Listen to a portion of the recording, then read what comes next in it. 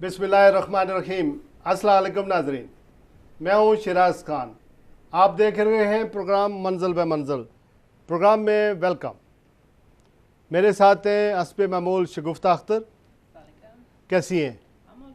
Okay नाजरीन, हम आपको बताएं कि आज हम गुफ्तगू करेंगे सऊदी अरेबिया के अंदर अल जबेर, एक दमाम के पास एक जगह है, वहाँ पर रेडको कंपनी है। वहाँ पर 60 Pakistani without pay, without salary, बगैर तनख्वाह के पिछले 18 महीनों से अपनी ज़िंदगी किस तरह बसर कर रहे हैं। 23 मार्च मनाया गया। पूरी दुनिया में पाकिस्तान से मोहब्बत का इजहार किया गया, वादे किए गए, तजदीद ऐद किया गया, लेकिन it's all about humanity, it's all about पाकिस्तानियत। तजदीद ऐद के नारे और दावे जो है हमारे, उस वक्त कहाँ जाते हैं जब हम पाकिस्तानी हमें पुकारते हैं कि हमारी मदद करें। दुनिया भर में कहाँ किसी जगह भी चले जाएं, पाकिस्तानी जो हैं वो अपने मसाइल से दो चार हैं। अहले पाकिस्तान और पाकिस्तान से मोहब्बत के तकाजे यही हैं कि पाकिस्तान के लोगों की मदद की जाए। हम आपकी बात करवाएंगे सऊदी अरब के अंदर उन पाकिस्तानियों से, और वो बात आपसे करेंगे कि किस तरह उनकी ज़िंदगी अजीरन बनी हुई है और कोई सुनने वाला नहीं है। हम आपको ये भी बताएंगे कि yet again London was under terror attack. वो खालिद मसूद कौन था? खालिद मसूद ही क्यों जाहिर हुआ? एंड्रियन रसल अजवल क्यों नहीं शो किया गया?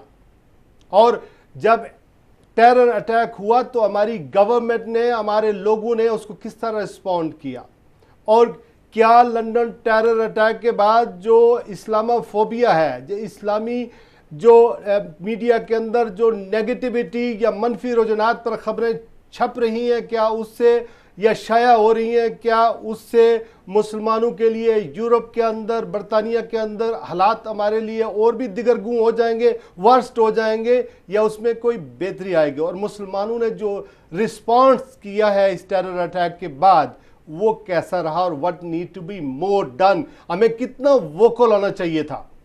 हम आपको ये भी बताएंगे कि अगर मकबूजा कश्मीर के लोग जो वहाँ की हुर्रियत कॉन्फ्रेंस है या हुर्रियत लीडर हैं, वो पाकिस्तान का जो गिलगित और बल्तिस्तान 5वां सूबा अगर बना दिया गया, जो प्रो पाकिस्तानी वहाँ पे लीडर हैं वो अपनी रिजर्वेशन शो कर रहे हैं। आज़ाद कश्मीर के लीडर भी जो प्रो पाकिस्तानी हैं और पाकिस्तानी गवर्नमेंट या पाकिस्तान की पार्टियों से, जिसमें पीपल्स पार्टी हो, मुस्लिम लीग नून हो, या तहरीक इंसाफ हो, या जमात इस्लामी हो, सारी जमातें प्रो पाकिस्तान हैं, जिन्होंने इलाके पाकिस्तान, पूरी रियासत का इलाक पाकिस्तान से करना चाहते हैं।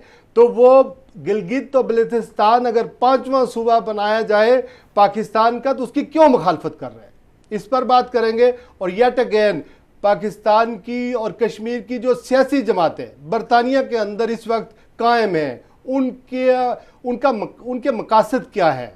वो बाएं टूट फूट का शिकार है, आपस में इंतशार का शिकार है। तहरीक इंसाफ हो, मुस्लिम लीग नून हो, या फिर मुस्लिम कॉन्फ्रेंस हो, उनका बाएं जो इंतशार है उसकी खबरें हर रोज़ सुनते हैं। आपस में लड़ाइयाँ होती हैं। क्यों लड़ाइयाँ होती हैं और लीडर क्यों इन लड़ाइयों को ख़त्म नहीं करवाते और सरफ नज़र करते हैं? इसमें उनका कितना फ़ायदा है, इस पर बात करेंगे। But let's start with the London terror attack. Yet again London was under terror attack. Who was Khalid Masood, London Westminster attacker? What we learned about him? Well, there's a lot has been said and done about Khalid Masood. Khalid Masood was originally a black person. He was born as Adrian Elms. He changed his name a number of times. He was raised as Adrian Ajar because his mum married, and therefore that was his stepfather's name. But then finally, when he converted to Islam at the age of 40, because Khalid Masood was 52 years old, he changed his name to Khalid Masood. What we know about him is he was a former English teacher. He taught English also in Pakistan for a few years, in Saudi Arabia for a few years. And he was an English teacher. He was an English teacher. He was a former English teacher, because obviously now he was shot dead by the security forces. But why Khalid Masood? What was his birth certificate? What name is mentioned on there? His birth certificate? What about the passport? Was he Andrian or was he Khalid Masood? Well, so far, this is the name that has been going, which is Khalid Masood, because he has changed his names a number of times. Being an English teacher, we can only assume that his name, that was the one on his passport, because that's the one name that he's carrying forward into his grave. So it is Khalid Masood because he converted to Islam. What we do know about him is that he was a person who had violent outbursts. He was a criminal. He'd carried out criminal activities in the past. He was known to MI5, but they didn't think he was serious enough for them to carry on keeping a watch on him. So unfortunately, this terror attack was carried out last Wednesday, where over 40 people were injured, 5 people were killed, and very many that were left traumatized by this event. And it was carried out on Westminster Bridge, which was at the right at This we know about it, but what was his motivation? Why? Who motivated him? Was he a lone attacker, or was he asked to do so, or what happened? What is it? Was it a coordinated attack, or what we know about all about? Well, all the statutory bodies that have been involved with him say he was a lone attacker, but it does create questions as to how anybody can actually commit this kind of crime, just sitting home alone thinking one day. There's still a lot to be learned as to what happened, because his mother has been on national media, his wife has been on national media, both of them condemning this attack. Everybody else has been surprised. Those were close to him, his class friends, everybody that knew him, because he was a very popular person. But one thing that everybody did say, that he did have violent outbursts. What can be anybody's motivation in carrying out a terror attack? Did he have a criminal record? He definitely had a criminal record, What did he do? But nothing for terror. Was for he stabbing punished? people. Stabbing people with a He was knife? stabbing people with Was knives. he punished in the quite jail? common. Yes, he went to prison. He was convicted. He was convicted for grievous bodily harm. He attacked many people. He was a violent person. He was violent. He had violent outbursts. But what begs the question is how he could have become an English teacher, having committed these kind of crimes as well at the same time. But he The had a people business who are with his watching wife. us abroad, in UK we have to fill the police form, which is a character form, right? CRB, character check, Yes. check from done the by the police. criminal Otherwise you records can't have a bureau. job. Yes, that's Especially with the dealing with the children or special needs children and etc. So it is very all sorts of concerning. jobs, Yes, it's very basically. concerning because these days, I mean, so many checks are carried out before you can work in any kind of public office, whether you can work in some very basic jobs now do require a criminal record check. Was So he a how teacher passed through- before he was convicted to a stabbing crimes, or What we do know about him is that he ran his own business, and what during sort of business? he had a joint business with his wife on a farm. Is as far as we know at the moment about When was him. he converted to Islam? He converted to Islam at around Between around 2005 when he was about 40 years old, and last week when he was shot dead by police, he was 52 years old. So his criminal activities, although it comes under petty crime and drug dealing, wasn't all that significant for him to be being associated with terrorism. He was, just having violent outbursts and then carried out this heinous attack. Well, why, if he was a lone attacker, why there was so many arrests being made and then people are being freed and police described as a lone attacker? What was A lot of people have been arrested and subsequently let out. This is quite surprising and alarming that although, that's what's been released into media, that he was a lone attacker. A number of people have been arrested and some are still on bail and some are still being held. So it will materialise in the coming weeks as to what's going on here. It's still rather confusing as the jigsaw is being put together as to what happened, why it happened, how it happened. Things are still coming together with people still having information and police urgently asking for that information. How satisfactory it is the response from the emergency services of our government? I think the emergency services responded extremely well. We had a police officer that was stabbed and unfortunately PC Keith Palmer passed away during that attack, a very brave police officer. Emergency services were on the spot. Also there were lots of helpers and people that witnessed this who also came to the rescue. This was something that nobody else could have expected. It wasn't like a bomb exploding. It was just somebody driving their car and carrying knives and just going on a rampage through Westminster Bridge and straight into the Houses of Parliament. Somebody who was in the Parliament, he's on the line and he was our favorite Lord Qurban Hussain. Okay. Assalamu alaikum sir. अस्सलाम। लाड साहब ये फरमाइएगा कि ये जो attack हुआ जब ये waste minister में, उस वक्त आप, मेरी अंडरस्टैंडिंग ये है, मैं तो उस वक्त यहाँ था नहीं, अब्रॉड था, लेकिन आप मतलब ये कि पार्लियामेंट के अंदर ही थे। जी, ये जिस दिन अटैक हुआ है उस दिन हम हाउस ऑफ लॉर्ड्स के अंदर एक मीटिंग में थे। बाकायदा इजलास तो उस दिन हाउस ऑफ लॉर्ड्स का 3 बजे शुरू होना था, लेकिन हम इससे पहले एक और मीटिंग में थे जिसमें तकरीबन 70-80 लोग उस मीटिंग में होते हैं, और ये 3 बजे के करीब इसमें ख़त्म होना था ताकि सारे जो है वो रोड्स की बाकायदा जो मीटिंग थे उसमें जाना था। 2:45 बजे के करीब हमारी मीटिंग रूम्स के अंदर स्क्रीन लगी होती हैं, एक हाउस ऑफ लॉर्ड्स की, एक हाउस ऑफ कॉमन्स की। यहाँ होने वाली कार्रवाई जो है वहाँ से हम देख सकते हैं। तो अचानक हाउस ऑफ कॉमन्स की स्क्रीन पे ये मैसेज आया कि हाउस ऑफ कॉमन्स की कार्रवाई वक्ती तौर पर मुअत्तल कर दी गई है। अब हमारी मीटिंग तो जारी थी, लेकिन आपस में एक दूसरे से सरगोशी करने लगे, पता नहीं क्या हुआ है, क्योंकि ये सुनने में आया था कि इससे पहले कभी कभार ऐसा होता रहा है, अचानक कोई मेंबर अगर बीमार हो गया या कोई ऐसी बात हो गई तो वक्ती तौर पे जो है ना कार्रवाई को रोक दी जाती है। तो सबको ये भी शुबा था कि शायद कोई रुकन जो है वो बीमार पड़ गया है या कोई ऐसी बात हो गई है कि अचानक, इसलिए तो किसी के वहमो गुमान में नहीं था कि शायद पार्लियामेंट पर हमला हो गया। तो बहरहाल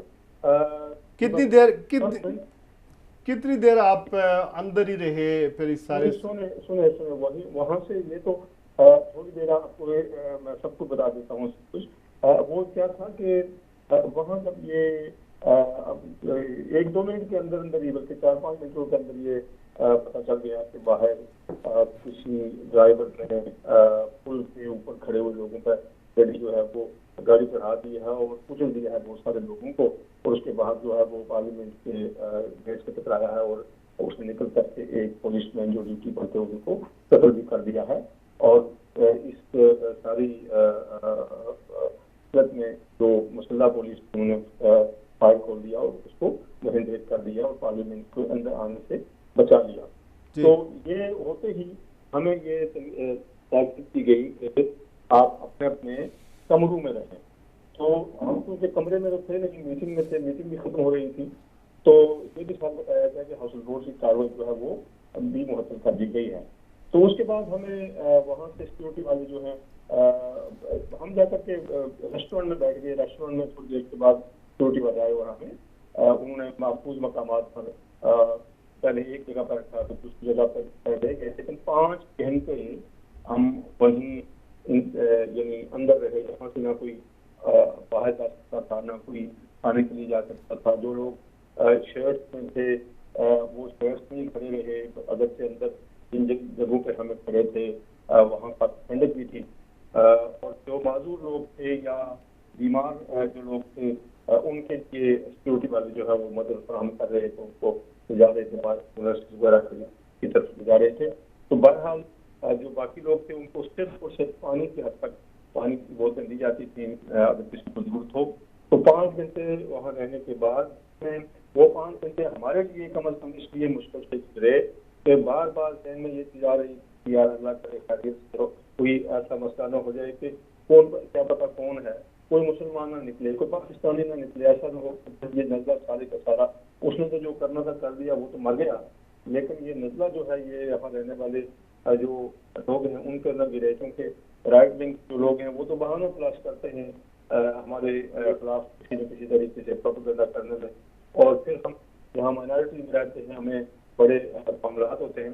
तो बहरहाल ये तो चीज सामने आ गई, वो उसका नाम मुसलमानों जैसा था, लेकिन एक चीज ये है कि वो इस्लामी नाम रखने से पहले भी एक यानी मुजरमाना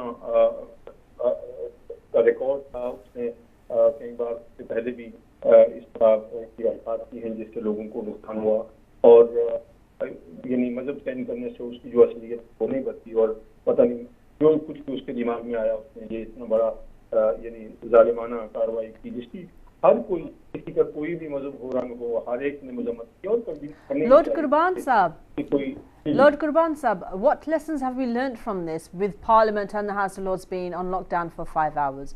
What have we learnt from this incident? Well, there are many lessons to be learned, of course.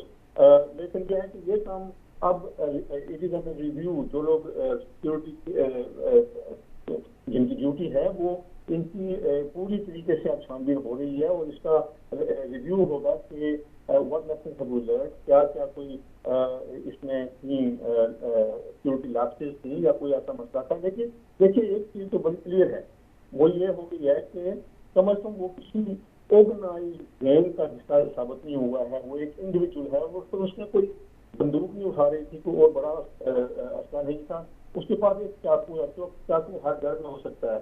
अब किसी भी बंदे का दिमाग खराब हो जाए, वो चाकू उठाकर हमला कर दे, इसके लिए तो सिक्योरिटी शायद कोई ज्यादा नहीं कर सकती। लेकिन पार्लियामेंट को कैसे बचाया जा सकता है मस्जिद के? But Lord Qurban Sahib, he ran through the gates of Parliament. Is that surely not a security breach? No. Let me correct you. Outside. Inside.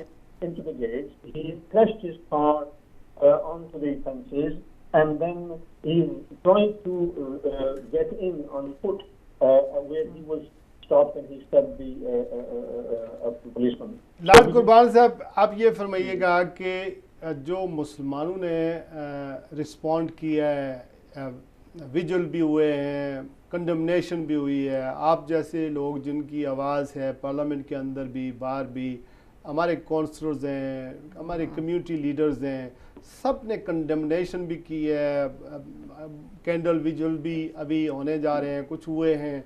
जिस तरह का रिस्पॉन्ड हमारी कम्युनिटी ने बड़ा वोकल होकर सोशल मीडिया पर, मेन स्ट्रीम मीडिया पर दिया है, are you satisfied or do you think there is more to be done in terms of condemnation और जो देखिए इस ज़मन में शराब साहब किसी भी कम्युनिटी को, खास करके मुसलमानों को अपोलोजेटिक होने की जरूरत नहीं है। हाँ, ये कोई मुसलमानों का कोई यानी कोई इमाम नहीं था, कोई बड़ा मुबल्लिग नहीं था, या कोई वो नहीं था जी। ये एक मुजरिम आदमी था, मुजरिम आदमी ने एक मुजरमाना हरकत की है, दहशतगर्दी की है, और उसका रंग क्या है, उसका मत क्या है, इसका कोई ताल्लुक नहीं है।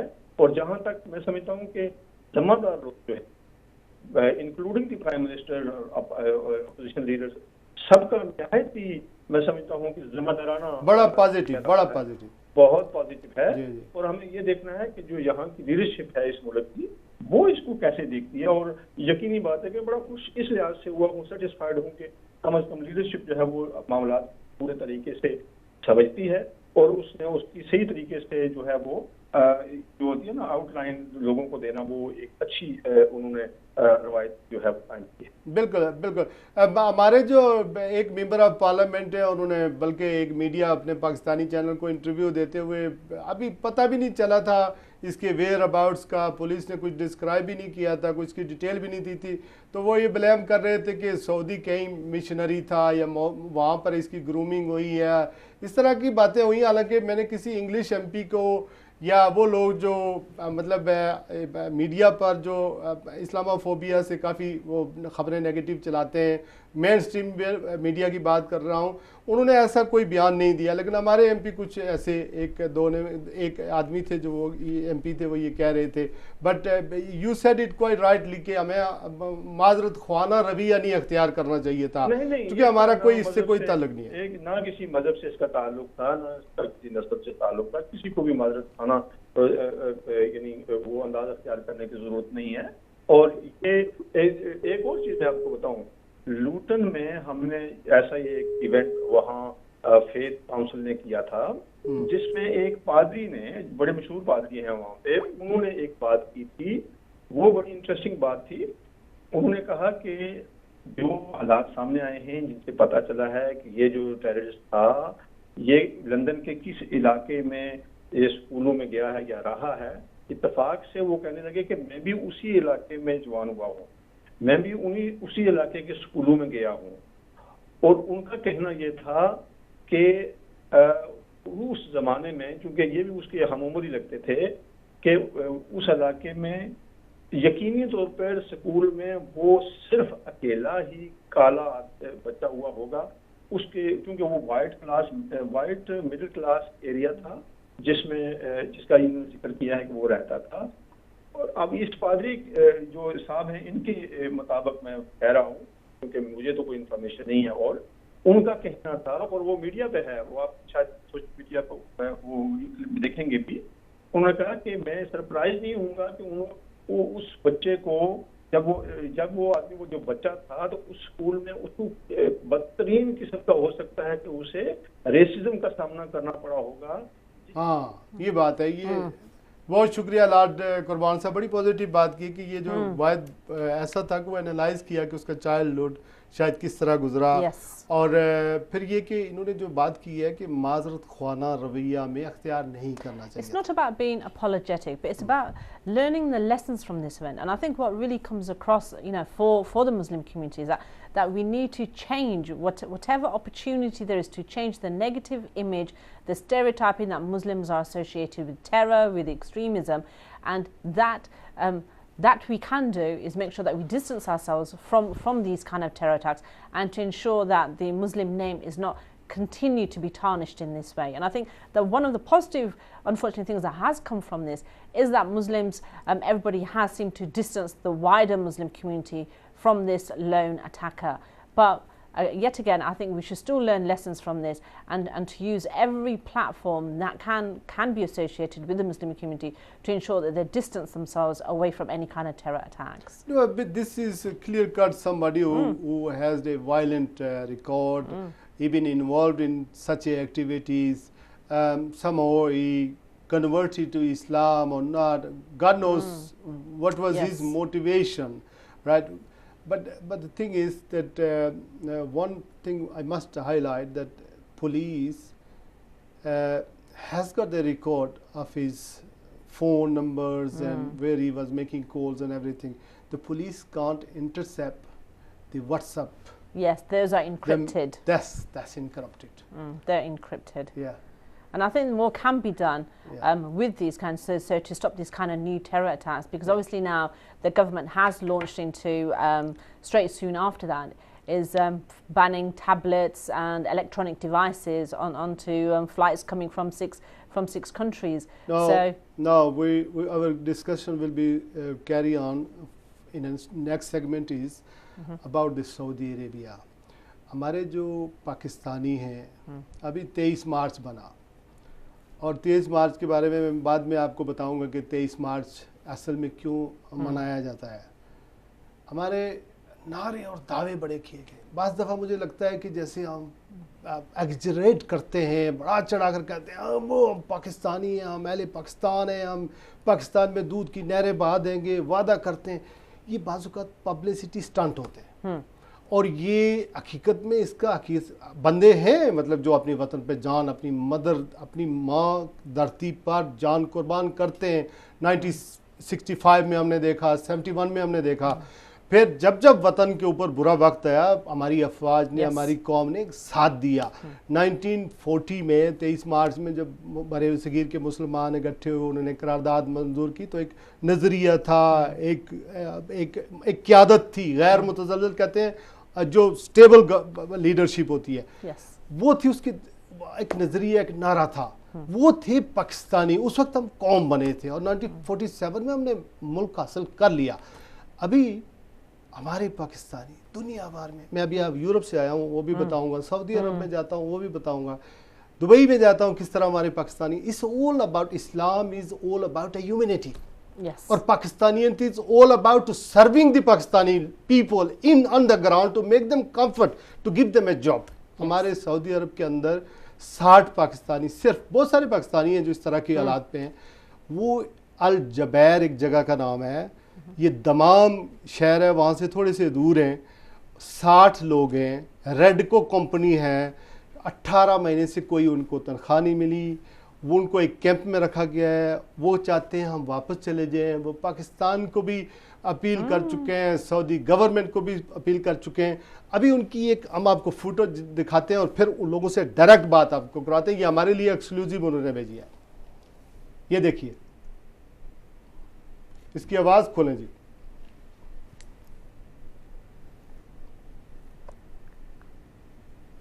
आवाज़ खुली हुई है।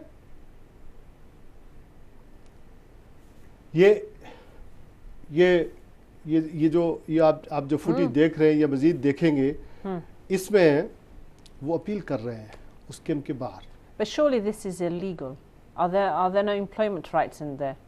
वहाँ पर एम्प्लॉयमेंट लॉज तो मौजूद हैं, लेकिन प्रॉब्लम ये है कि वो जो इनका एम्प्लॉयर है वो भागा हुआ है, इनसे मिलता नहीं है। ये उसी कंपनी के अंदर एक कैंप है, कैंप के अंदर मौजूद हैं और ये चाहते हैं कि पाकिस्तान गवर्नमेंट, ये कोई इलीगल लोग नहीं है, कि हमें वापस लेके जाए।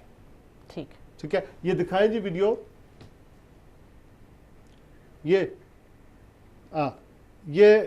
जो है ये ज़ाहिर है ये अपील कर रहे हैं, इन्होंने कार्ड भी उठाए हुए हैं, कंपनी का नाम भी लिखा हुआ है और ये एक्सक्लूसिव हमें भेजी है। ये देखें, ये कह रहे हैं कि खुदा के लिए हमें यहाँ से ले जाएं, खुदा के लिए हमें यहाँ से ले जाएं। पाकिस्तान गवर्नमेंट और पाकिस्तान का मीडिया हमारी आवाज़ सुने। हम 60 लोग हैं, कुछ इसमें आज़ाद कश्मीर के लोग हैं, कुछ इसमें जो है वो पाकिस्तान के लोग हैं, यानी मतलब आज़ाद कश्मीर पाकिस्तान एक ही बात हुई। तो ये अपील कर रहे हैं कि हमें जो है वो कोई यहाँ से लेके जाए। तो अगर ये आवाज़ नहीं आती तो फिर भी इनकी वीडियो दिखाएं। दूसरी भी एक वीडियो पड़ी हुई है और उनसे हम बात भी करेंगे, वो खुद भी बताएंगे हमें कि किस तरह उन्होंने किस किस जगह जाकर दस्तक दिए। I don't know, we will ask them. उन्होंने पाकिस्तान के सफ़ीर को सऊदी अरब में अप्रोच किया है, पाकिस्तान के जी एक रेडिको कंपनी है, इस कंपनी का मालिक ओनर जो प्रिंस है, प्रिंस नासिर बिन तुर्की है। हम आपसे रिक्वेस्ट करते हैं कि जितना भी हो सके हम गरीबों के हाल पर रहम करें। वासलाम। ये एक वीडियो इसकी जैसा कि पाकिस्तान हुकूमत को पहले से पता है और इधर पाकिस्तान का जो बड़ा सफीर जो आया उसने किसी ने हमारी बात नहीं सुनी। वो सऊदी ओजर और सऊदी साद का वो जिससे बात करते हैं तो वो बोलते हैं कि उनका खाली गवर्नमेंट का हुक्म था, वो हमने कर दिया। तो तुम्हारा अभी तक हुक्म नहीं है। हम 2 साल से उनसे पहले का केस किए हुए साल, तो अभी हमें तकरीबन 2.25 साल होने वाले हैं और ना कोई सफारे वाला सुन रहा है तो ना कोई दूसरा सुन रहा है। सफारे वाले भी बोल देते हैं कि 2 महीने बाद भेज देंगे, ये कर देंगे, वो कर देंगे, लेकिन जो हमारी कंपनी का मालिक है वो बड़ा आदमी है, इसलिए कोई ना इधर कोई सुन रहा है तो ना कोई उधर सुन रहा है। हालांकि पाकिस्तान गवर्नमेंट को भी और सब जितनी पब्लिक है पूरी कौम को पता है, उधर आवाज उठ रही है। और अल्लाह का खौफ करें और हमारी मदद करें और हमको इधर से ले जाएं। हम उधर से कोई भाग के नहीं आए, हम प्रोटेक्टर अपना सऊदी गवर्नमेंट से इधर हम आया तो पाकिस्तान गवर्नमेंट की इजाजत लेके आया। जो हमने उधर प्रोटेक्टर किया, पाकिस्तान मिनिस्ट्री से हमने अप्रूवल हुआ, फिर हम इधर आए। हम कोई इधर चोर डाकू थोड़े ही हैं कि हम वैसे आ गए और हम इधर करते रहे हो, तो आप हमारी मदद करो। हम सब लोगों की अपील है पाकिस्तान मीडिया से कि हमारी ये बात जो है नवाज शरीफ तक, वज़ीर-ए-आज़म नवाज शरीफ तक पहुँचाई जाए। हम लोग 2 साल से यहाँ कैद हुए हुए हैं, फंसे हुए कैदियों वाली ज़िंदगी गुजार रहे हैं।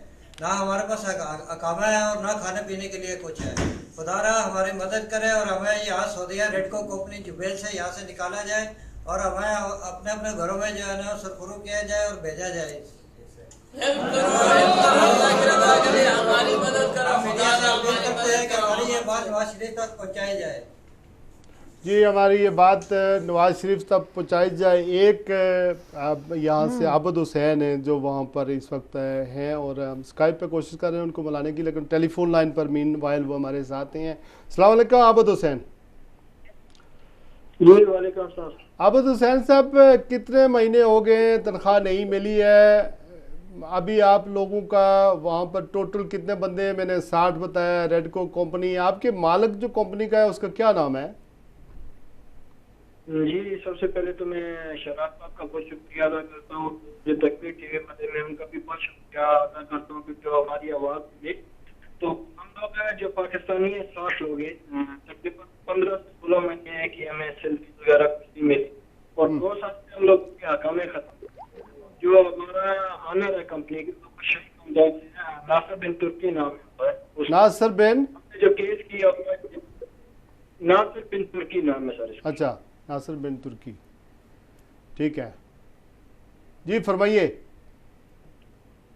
तो इसमें हमें 15 से 16 महीने की सैलरी वगैरह नहीं मिली है, 2 साल से हकामे नहीं हम लोगों के पास। और सबसे बड़ा मसला ये है कि हम पाकिस्तान नहीं जा सकते, है नहीं जो हमें फरूज लगा के दे या पासपोर्ट का या किसी उसका बंदोबस्त कर सके।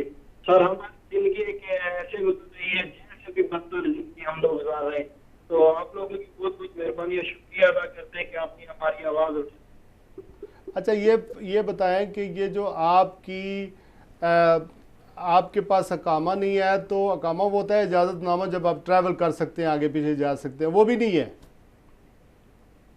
नहीं सर, तनाजुल कैसे ले सकते हैं? आप सोचते कि 17 महीने से सैलरी नहीं मिली, उनके घरों की क्या कंडीशन होगी, वो अगर तनाजुल लेके जाएगा तो कहाँ जाएगा? वो कहने के हालात खराब है, पैसा नहीं है, घरों में हालात बहुत खराब है, तो अगर तनाजुल लेके जाए तो कहाँ जाए?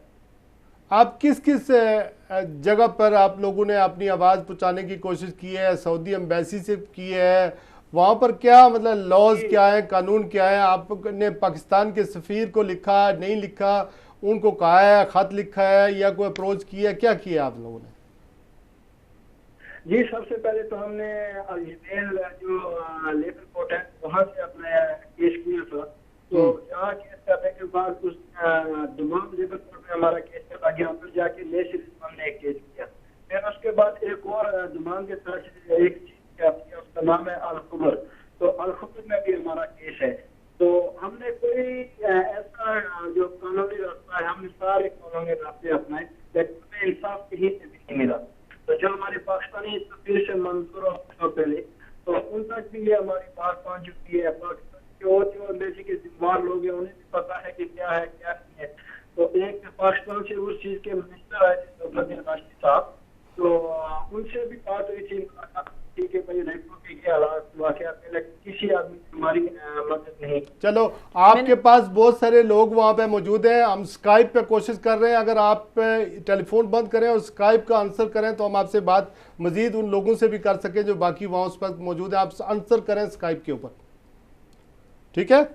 अभी हम कोशिश करते हैं स्काइप पर। कुछ और लोग भी, एक कमरे में बहुत सारे लोग मौजूद हैं जो बात करना चाह रहे हैं। इनसे तो लाजमी पूछना कि बीवी बच्चे पाकिस्तान में हैं, ज़ाहिर है बीवी बच्चे पाकिस्तान में, ओबियसली ये तो लेबर लोग हैं जो कंपनी के अंदर जो है वो कंपनी के अंदर जो है ना, ये लोग जो है ना वो एक मतलब एग्रीमेंट के तहत जाते हैं कि इतना तनख्वाह है। तो इट हैपन टू बी ये इनका जो एम्प्लॉयर है या बॉस है कंपनी का, वो रॉयल फैमिली से ताल्लुक़ रखता है। अब वो ये कह रहे हैं कि काम तो यहाँ हो रहा है, लेकिन हम लोग फारग बैठे हैं, यानी हमारे लिए कोई काम नहीं है। जो इनको रिहाइश मुहैया की गई थी वो एक किस्म का कैंप है जिसमें ये सब 60 एक जगह डैम्प है, तो वहाँ पर ये लोग पता नहीं किस तरह ज़िंदगी गुजार रहे हैं। हमने कोशिश कर रहे हैं कि अगर स्काइप पे मिल जाए तो तो पाकिस्तान में तो ऑब्वियसली जब इस तरह का स्टेटस हो ना कोई पाकिस्तान जा सकता है। अभी तो हमारा तो ये होता है कि मंथली जो मुलाजम पेशा लोग होते हैं उनको सैलरी जो होती है या तनख्वाह जो होती है वो मंथ के आखिर में मिलती है, तो वहाँ पे पाकिस्तान में तो 10-15 लोग या अपनी अपनी फैमिली के हिसाब होता है, खानदान के खानदान एक तनख्वाह पे पलते हैं। जी अस्सलाम वालेकुम। अभी देखते हैं शायद स्काइप का कनेक्शन उनका कोई बेहतर हो। अस्सलाम वालेकुम। जी वालेकुम अस्सलाम। जी आपने हालात बताएं, आपको देखा जा रहा है यूके।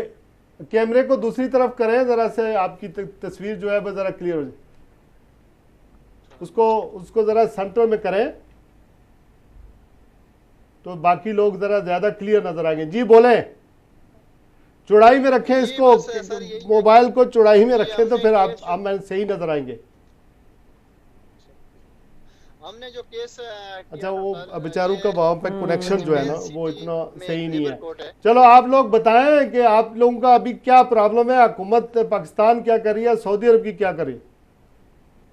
जी सर क्या कर रहे हैं, सदरुद्दीन राशिद साहब जो ओवरसीज मिनिस्टर हैं वो भी यहाँ पे आए थे, उनको बखूब हालात वाकयात का पता है। कौन से आदमी को नहीं पता? क्या हुकूमत पाकिस्तान को ये नहीं पता है कि ये तो केस तो हमें यहाँ पर आवाज़ नहीं आ रही है अंदर स्टूडियो में, पता नहीं बाहर जा रही होगी या नहीं जा रही होगी, लेकिन ये वहाँ पर अपने मसाइल जो है बहरहाल बयान करते हैं। तो we leave it at until next time. आप लोगों ने ये देख लिया है, आई होप कि कोई मेरा ये प्रोग्राम देख रहा हो या पाकिस्तानी ये हुकूमत पाकिस्तान से मुतालबा कर रहे हैं, वज़ीर आज़म से भी मुतालबा कर रहे हैं, तो we have to move to the next segment Okay. तो ये आपको This is so sad. This is sad. This is very sad. This is sad. Because आपको पता है कि जो साउथ अफ्रीका के पाकिस्तानी थे, उसका इशू हमने पिछले हफ्ते लास्ट वीक हमने रेज किया था। तो उसके बाद उनको उनकी कुछ मीटिंग्स हुई हैं कुछ पाकिस्तान हाई कमीशन से, वो genuinely they are seeking for the help. This is really alarming. और first time this is so sad कि हम ओवरसीज में जो पाकिस्तानी रहते हैं, इवन यूके में अभी हमारे ओवरसीज का मिनिस्टर का लोगों को नाम पहली दफा हमने सुना कि सदरुद्दीन राशिदी साहब हमारे फंक्शनल लीग के सिंध के वो ओवरसीज जो है वो पाकिस्तानियों के मिनिस्टर है, और उन्होंने पहला दौरा किया है बरतानिया का, और हमें पता चला है कि ये और ये 23 अगस्त है, 23 मार्च था, तो दावत वगैरह कुछ खाते रहे, कुछ उन्होंने इंटरव्यू मारी हैं। फिर ओवरसीज पाकिस्तानियों के नाम से बहुत सारे जो है हुकूमत की तरफ से बहुत सारे ऐसे बने हुए हैं, जो तंजीमें बनी हुई हैं कि हम जो है वो बहुत सारा काम करवाएंगे, हम लोगों के मसाइल हल कराएंगे, लेकिन ये नहीं होता। हम जाहिद अब्बासी साहब से बात करेंगे जब हमारे प्रोड्यूसर रेडी हुए इस्लामाबाद से। 23 मार्च क्यों मनाया जाता है? 23 मार्च इसलिए मनाया जाता है, जैसे कि मैंने पहले भी आपको बताया था कि बेसिकली जब बड़े सगीर पाक व हिंद, पहले एक ही इंडिया होता था, ब्रिटिश राज था, ब्रिटिश रूल कर रहे थे, वो अपने छोटे छोटे उनकी छोटी छोटी किंगडम्स होती थी जिनको हिंदी में रजवाड़े कहते हैं। So 14th of August, no, 23rd of March 1940 जो है एक करारदाद, एक रेजोल्यूशन पास हुई थी। कहाँ पे हुई थी? लाहौर के मकाम पे ऊपर, जहाँ पर आजकल मीनार पाकिस्तान बना हुआ है। तो क्या हुआ कि पूरे हिंदुस्तान से, पूरे इंडिया से, पूरे बड़े सगीर से, इवन देन बांग्लादेश आज बना, वो उस वक्त तो बांग्लादेश नहीं था, एक ही इंडिया था, तो सारे मुसलमान वहाँ इकट्ठे हुए थे और उन्होंने एक रेजोल्यूशन पास की थी कि हमें एक मुल्क चाहिए। ये दो नज़रिए थे कि we are Muslims and we have to create a one Pakistan. Country का नाम पाकिस्तान होगा, एक मुल्क हमें चाहिए, आज़ाद मुल्क चाहिए, जहाँ पर हम अपने तरीके से अपनी ज़िंदगी जो प्रैक्टिस कर सकें, अपनी जो ज़िंदगी है उसको गुजार सकें। चूँकि हिंदू और मुसलमान दो कौमें सदियों एक साथ रहते चले आ रहे थे और वो उनके इख्तलाफात जेन्युइन थी, कल्चर एक था, खाना एक था, कपड़े एक जैसे थे, लेकिन लड़ाइयाँ होती थी।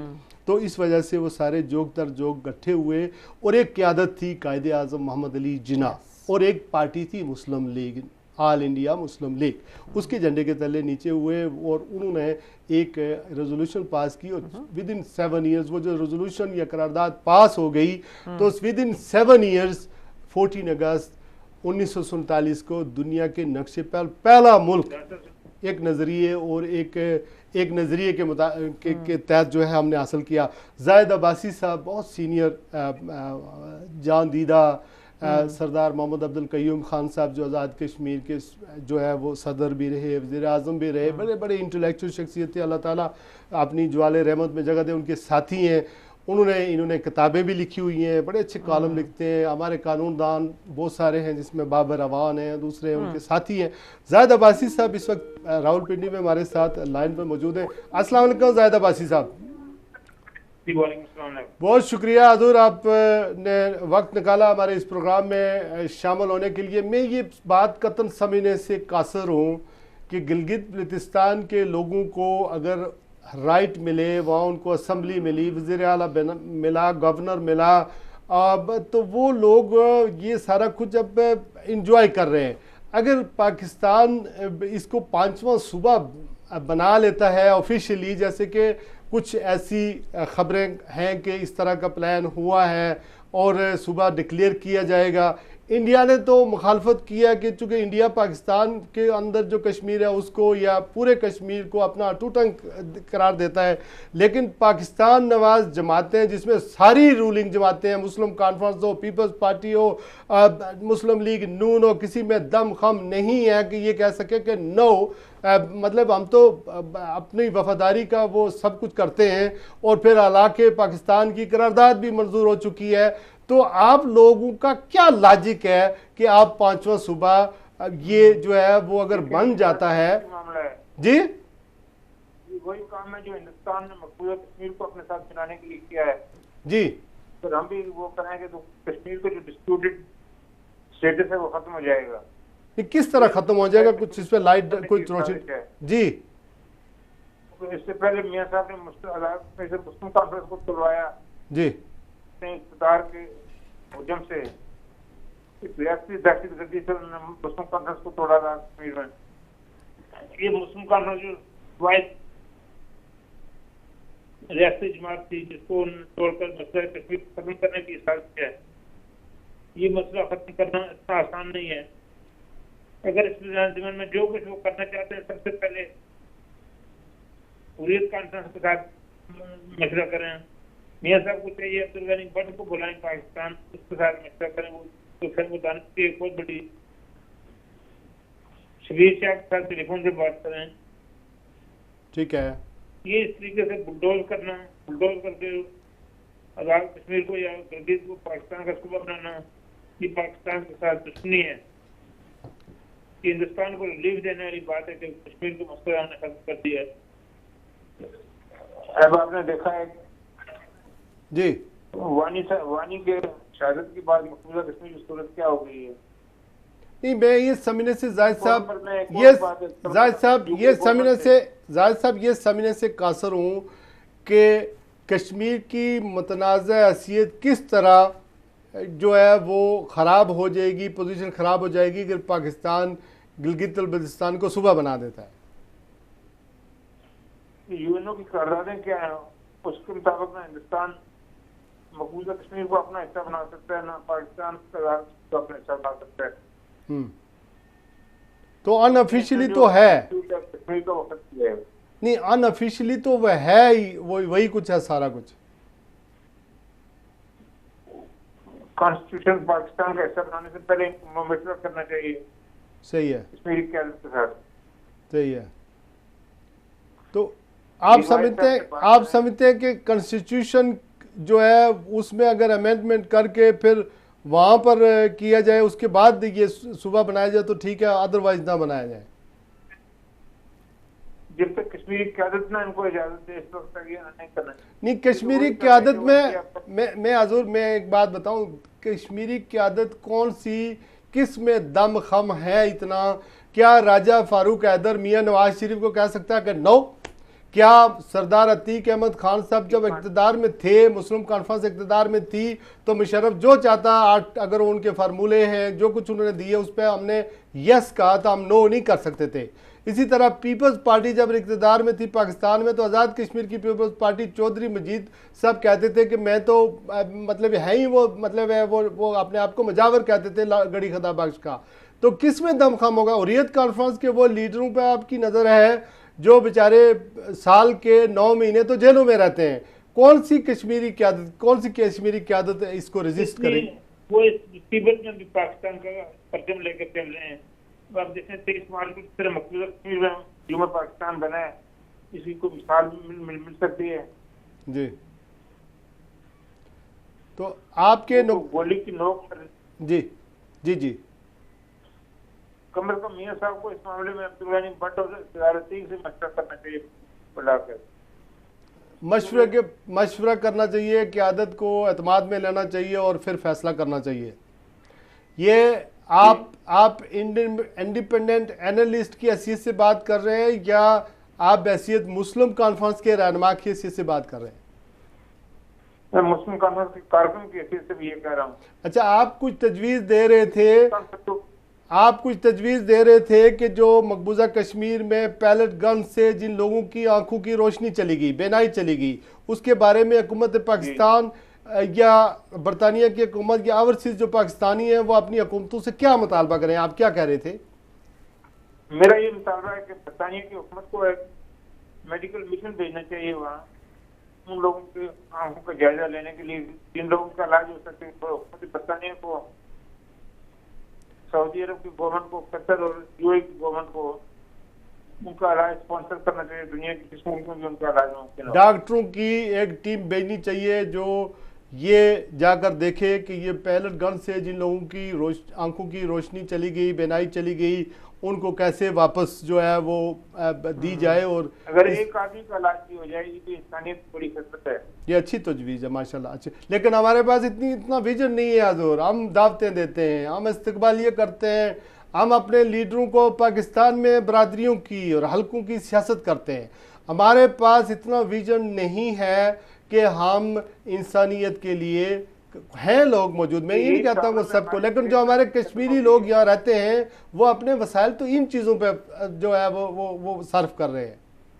हमारा नुक्ता नज़र ये है कि हमारा लीडर हमारी पार्टी का सदर बन जाए, हमारे हल्के का फलां बंदा हमारी बरादरी का MLA बन जाए, हमारी ये जमात बन जाए। हम तो इसमें बटे हुए हैं। जो पाकिस्तान आज़ाद कश्मीर से लीडर यहाँ पर आते हैं, मेरी कश्मीरी जो कम्युनिटी है यूके में, उनसे भी गुजारिश है जी वो गवर्नमेंट से भी बात करें और इतना हो सके वो खुद स्पॉन्सर करके एक मेडिकल टीम अच्छी तजवीज़ वहाँ है, से देखकर अच्छी तजवीज़ है, ये कह रहे हैं। बहुत शुक्रिया जाहिद अब्बासी साहब, आपकी आवाज़ कुछ ब्रेक कर मुझे आ रही थी, बल्कि बहुत शुक्रिया आप हाज़िर हुए। ज़ाहिर है is not very well as well, देखा आवाज़ जो है वो थोड़ी सी लड़खड़ा गई। ये बहुत सीनियर आदमी है और बड़े इंटेलेक्चुअल है। मुझे ज्वाइन किया हुआ है सरदार जावेद अब्बासी ने नोटिगम से। आपका नोटिगम तो वाकिफ़ है, आप जानते हैं उस शहर को। जी अस्सलाम वालेकुम जावेद अब्बासी साहब। जावेद अब्बासी साहब जी जी जी, वेलकम टू द शो। आप इजी हैं इस वक्त, बात कर सकते हैं? जी जी जी बात करता हूं। ये फरमाइएगा कि येट अगेन मुस्लिम कॉन्फ्रेंस बहुत कमज़ोर हो चुकी है इस एतबार से कि आज़ाद कश्मीर के अंदर जो सियासी सूरताल बनी, सरदार जाहिद अब्बासी साहब ये फरमा रहे थे कि वहाँ पर मियाँ साहब ने मुस्लिम कॉन्फ्रेंस को तोड़कर नून लीग बना दी, वहाँ पर अपनी हुकूमत कायम कर दी। अभी वो उसको सूबा बनाने जा रहे हैं। लेकिन येट अगेन यहाँ बरतानिया के अंदर खबरें गर्दिश कर रही हैं कि चौधरी बशीर रटवी जो मुस्लिम कॉन्फ्रेंस के सदर थे, पाकिस्तान के दौरे पर गए तो उन्होंने राजा मोहम्मद याकूब को एक्टिंग सदर बना दिया। पाकिस्तान डे बनाया जा रहा था और इजलास भी एक होना था लुटन के मकाम पर, लेकिन कुछ लोगों ने, कुछ लीडरों ने, कुछ सीनियर रहनुमाओं ने उससे इख्तलाफ किया और उसके बाद उन्होंने वहाँ उस प्रोग्राम में वो लोग नहीं आए। कहा यह जा रहा है कि राजा याकूब को बशीर रटवी साहब ने अनकॉन्स्टिट्यूशनली कायम सदर तैनात किया, जिसके बदले में कुछ लोगों को जमात से निकाला भी जा चुका है। खबरें आ रही हैं, ऐसी प्रेस में आ चुका है। तो इस सूरत हाल में आपका क्या मैसेज होगा? क्यों लड़ते हैं जनाब आपस में? पहले तो मैं ये कहूँगा शिराज साहब, सब नाज़रीन को मेरा सलाम और दुनिया भर में रहने वाले मुसलमान और कश्मीरी और जो भी लोग देख रहे हैं उनको मेरा सलाम और आदाब। बात यह है कि जो आपने पहली बात की उसका पहले जवाब दूंगा। जाहिद साहब हमारे सीनियर रहनुमा, उन्होंने अच्छी तरह तर्जमानी की होगी मुस्लिम कॉन्फ्रेंस की। एक बात मैं शायद ऐड करता चलूँ उसमें कि मुस्लिम कॉन्फ्रेंस हमेशा कमजोर किया जाता रहा। जब भी हुकूमत पाकिस्तान, अवाम पाकिस्तान की बात नहीं करता, इसमें दो में फर्क होना चाहिए। हुकूमत पाकिस्तान और अवाम पाकिस्तान में जब भी मुस्लिम कमजोर किया जाए तो इस बात की कोशिश की गई कि वो अपने जो हुकूमती जो मामला हैं उनको ठीक किया जाए, आदाज में हुकूमत कायम की जाए, आदाज में सूबा डिक्लेयर किया जाए, और कोई माली वो फायदा हासिल किए जाए और उससे इंडिया से तिजारत की जाए, कश्मीरी के खून का सौदा किया जाए। तो इस तरह की बातों में मुस्लिम को हमेशा कमजोर किया जाता रहा, लेकिन वो कमजोर इस तरह से किया जाता है नजरिया जो कभी मुस्लिम कमजोर नहीं हुई।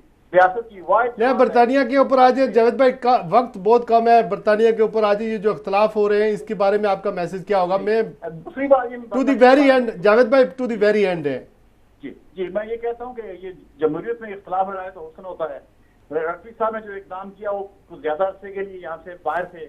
मसला कश्मीर के तनाज़ुर में उन्होंने हमारे सीनियर तीन रहनुमा जो थे मुस्लिम कॉन्फ्रेंस के राजा याकूब साहब को उन्होंने आप राजा याकूब के साथ हैं और दूसरों के साथ नहीं है, आप ऑफिशियली मुस्लिम कॉन्फ्रेंस के साथ हैं जी। हम यहाँ पे शख्सियात की परस्तिश नहीं करते बल्कि नजरियात और जमात ही करते हैं। कारकुन है मुस्लिम कॉन्फ्रेंस के, और जो भी हमारा जो भी सदर होगा, यूके का होगा, जहाँ का भी होगा, हम उसको अपना इमाम और अपना रहनुमा समझेंगे और जमात जो भी फैसला करेगी उसको हम तहे दिल से कबूल करेंगे। बहुत शुक्रिया जावेद अब्बासी साहब, मेरा टाइम खत्म हो गया। मेरे बड़े भाई हैं तो ज़ाहिर है, लेकिन वक्त जो है वो रुकता नहीं। एक बात मैं कहना चाहता हूँ, ये सब जमातों की ये हालत है। आज हमने मुस्लिम कॉन्फ्रेंस की बात की है, अगले प्रोग्राम में या नेक्स्ट प्रोग्राम में हम इसी तरह जमातों के बारे में भी बताएंगे। एक बात मैं ये बात मैं आपको बताता चलूँ कि मैं इटली और स्विट्ज़रलैंड के दौरे पर गया था।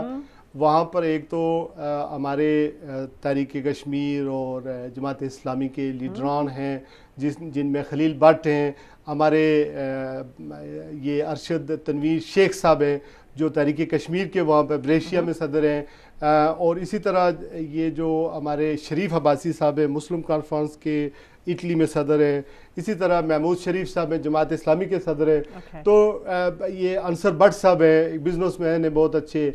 उसके अलावा बहुत सारे और बिजनेसमैन उन कम्युनिटी लोगों से जो है बिग तकरीबन 1.5 से 2 लाख रहते हैं। तो इन लोगों ने बहरहाल इन लोगों ने एक तो ये कि मैं बहुत मुतासर हुआ ख़ास करके कश्मीर के हवाले से खलील भट्ट का काम बहुत अच्छा है। पहली दफ़ा इतनी कम्युनिटी को पाकिस्तानी कश्मीरियों को इकट्ठा किया इन्होंने, और वेरी गुड वर्क। यानी यूके से बड़ा काम वहाँ पर जो है इटली के अंदर ख़ास करके कश्मीर के हवाले से हो रहा है।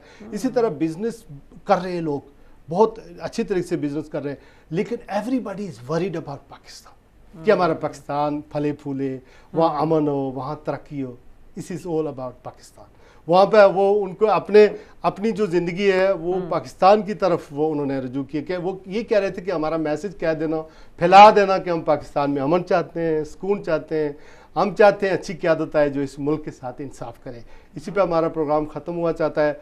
आज के लिए इतना ही शुक्रिया, बहुत बहुत शुक्रिया। आप आज तो बजरिया ट्रेन आई और बड़ा सफ़र करके और बड़ा मुश्किल लगी आपको आने में, लेकिन आप ना आती तो ये प्रोग्राम बहरहाल इस तरह अच्छा ना होता। नाज़रीन बहुत शुक्रिया आपका, हमें ये प्रोग्राम जो है उसकी फ़ीडबैक भी मिलती है। अल्लाह हमारा और आपका हामी और नासर हो। अनटिल नेक्स्ट प्रोग्राम, अल्लाह हाफिज़।